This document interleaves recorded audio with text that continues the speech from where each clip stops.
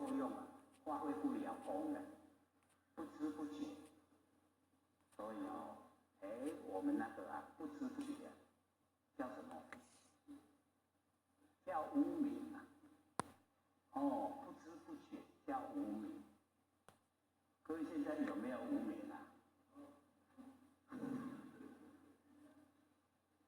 不但有，还很强。为什么？因为起心动念就是无明。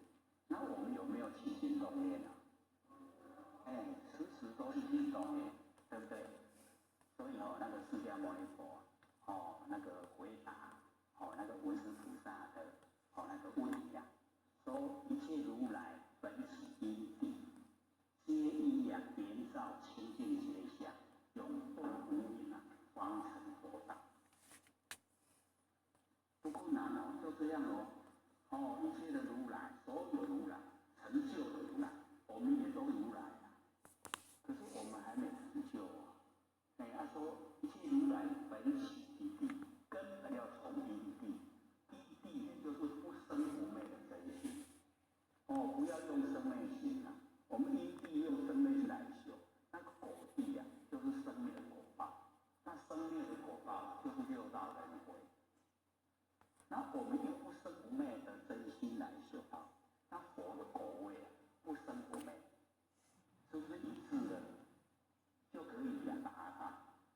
所以一切如来本起因地，因地很重要。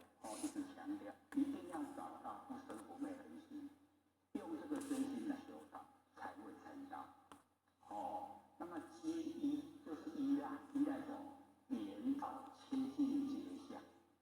所以我们能够圆照，各位学习，就是我们万缘都放下，然后产生出来的那个觉啊，它已经在圆照、圆满照耀、清净觉相，就是不生不灭的佛性本体。已经呢，我们已经在圆照觉相，不生不灭的佛性本体，然后永断无明。永远呢断除无明，无明是什么？就是起心动念。我们把起心动念永远都断掉，没有起心动念，方成佛道就可以了，永远都成佛道。所以我们在生活之中啊，就努力的训练万年之下，一念不生，不要起心动念。只要我们起心动念的，都叫无明。因为起心动念就是不觉才起念，那我们都没有念，万年都以下，那个叫正念。那么正念就是